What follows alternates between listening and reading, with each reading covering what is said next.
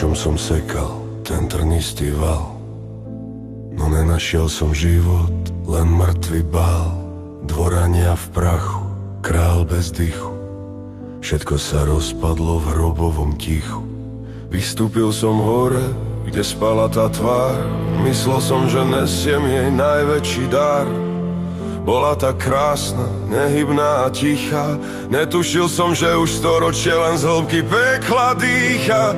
Sklonil som sa k nej, kúzlo som zlomil, lúč falošnej spásy som do tmy vronil, no pod mojím boskom sa zmenila v okamih. Jej mladosť mi zmizla, zostal len tichý vzdych.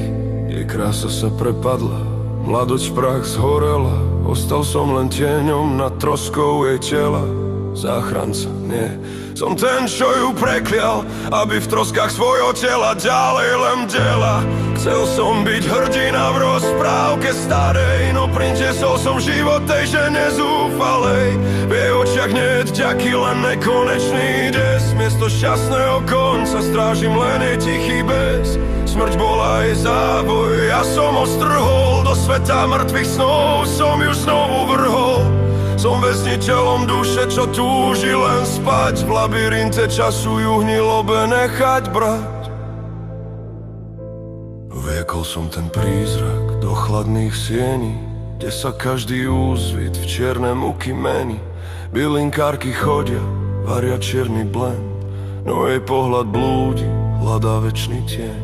Nespoznáva nikoho, nikoho tu nieť. Jej blízky sú popol, ona je mŕtvy kvet. Zlá súdička niť prekliala, tie druhé ju chceli pre smrťou skryť. No ich milosť ju len odsúdila v starom tele zažívaní. Bojí sa zavrieť oči, kričí zo spania. Moje ruky ju pred tieňmi vôbec nechránia. Keby som vedel, čo ten bosk vykoná, nechal by som ju v tichu, nech pokoj skoná.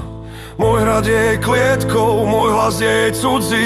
Sme dvaja cudzinci v nesmiernej núdzi. Leží tu nehybná pod klembou z kameňa. Beznádej v jej srdci je v tichu vpísaná. Hladím na ňu v noci, na tú starú tvár. Môj víťazný bosk bol ten najhorší dar. Nútia majú liečiť, nútia majú chrániť, no ja chcem len jedno, jej bolesť zastaviť. Možno by som mal byť ten, čo ju vráti späť. Tam, kde nie je bolesť, nie je tento svet. Hlas sa mi stráca, tých sa mi kráti. To z nás dvoch tú cenu za šťastie platí. Zostala len vina a storočie v jej kostiach.